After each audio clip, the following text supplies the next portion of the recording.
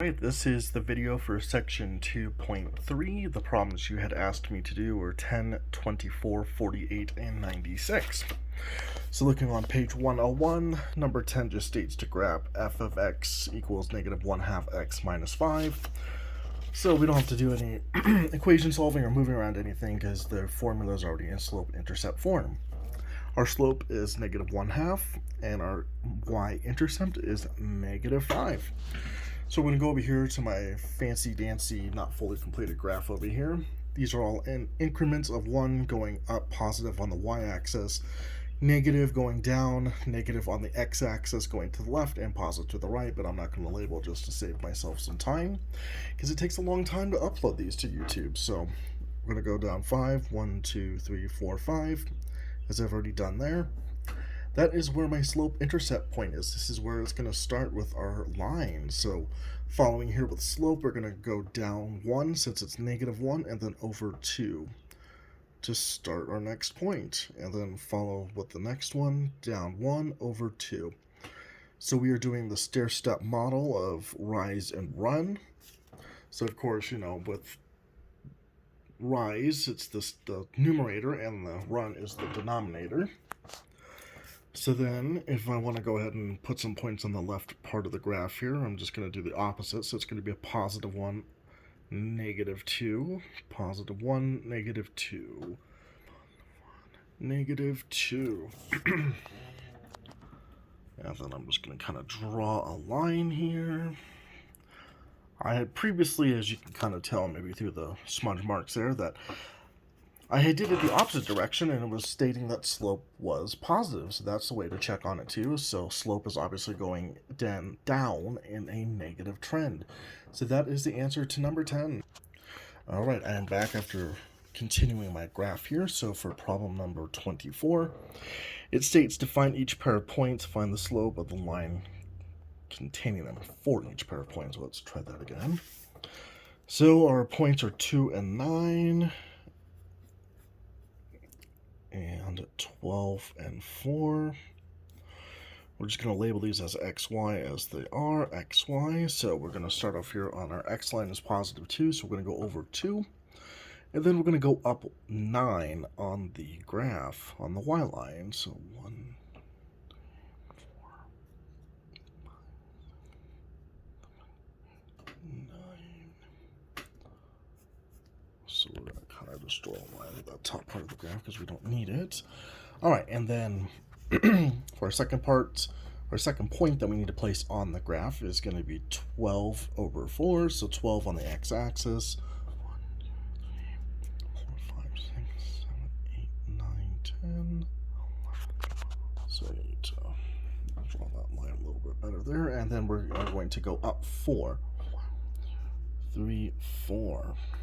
Okay, so if we were just to take this whole part here and just count it, so we're just going to go 1, 2, 3, 4, 5. So that's 5 down. So 1, 2, 3, 4, 5, and then across 1, 2, 3, 4, 5, 6, 7, 8, 9, 10 is 5 over 10. And honestly, there's a simpler way to state that for slope. That's going to be negative 1/2. So that is our slope. And just to double check to make sure I did this right, we can do this simply by using rise and run. So we're going to go down 1 over 2 to plot our next point. Down 1 over 2. Down 1 over 2. Down 1 over 2. And then since we're getting close to the last one here, same thing if we were to go down 1 and then over 2. That is our slope. So we're going to go ahead and draw our line, which is not going to be the greatest, but we'll go with that just to save some time. As we can see here on the second graph, ignore the first one, our slope is negative, which is correct, and that is the answers to that problem. All right, the next problem is number 48. Hopefully this will not be so hard to see, but we'll kind of go with it. So the problem asks us to determine the slope and the y-intercept and then to draw a graph. And just to make sure to check our example, So our formula is y equals 2 over 5. No, still in. All right, we'll go with it. 2 over 5x minus 4. So going over here to our graph again, this is easy because our formula is already in y-intercept form. Slope is going to be 2 over 5. Make sure that was positive, yes. And negative 4 is our y-intercept. So we're going to go to our graph here, go down the y-axis, go down 4 points, 1, 2, 3, and 4. Place our first plot point there, and then we are going to go up 2, 1, 2 to follow rise, and then run over 5. So 1, 2, 3, 4, 5. And then just same thing, we're going to continue 1, 2, 5, continue there, and then we're going to kind of make one down there. So we're going to go down 1, 2, 3, 4, 5. Kind of give us our start, and then same thing. I'm gonna draw a quick line here, which, you know, is not the greatest, but it does show the example here that slope is going upward. It is a positive 2 over 5, and then, you know, once again with this point I can go ahead and just double check to make sure I did this right by going up 2 and then over 5, and that is right. Pretty simple and straightforward. Alright, so number 96 is a word problem. So we just need to get the information out of the word problem and follow the responses to what we need to do to equate with the problem, and we have our answer here. So the number 96 goes as the trade-in value of a John Deere riding lawnmower can be determined using the function by t of x equals negative 300x plus 2400.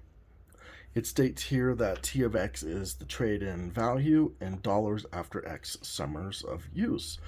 So part A is, what do the numbers negative 300 and 2400 signify? So that's pretty simple here. Negative 300 is going to be the depreciation value per year, and 2400 is the original value. Simple enough just to kind of take it out there. Number or letter B asks, when will the value of the mower be 1200? Pretty simple. We're just gonna do a little backwards math here. So with our depreciation value per year, we know that is 300. So negative 300 times 4, that's gonna be negative 1200. And so that is 4 years because our original value is 2400. So it's gonna be 4 years. And then the final letter or question to the problem is, what is the domain of t? So I'm going to kind of go over here and I'll show you what I already did. So we're going to take our formula here, solve for t of x. So we're going to divide by negative 300, and it gives us our answer of negative 8 because 2400 divided by negative 300 is going to give us to negative 8. So our value, or what is the domain of t, is negative 8. All right, that's all I've got for this one.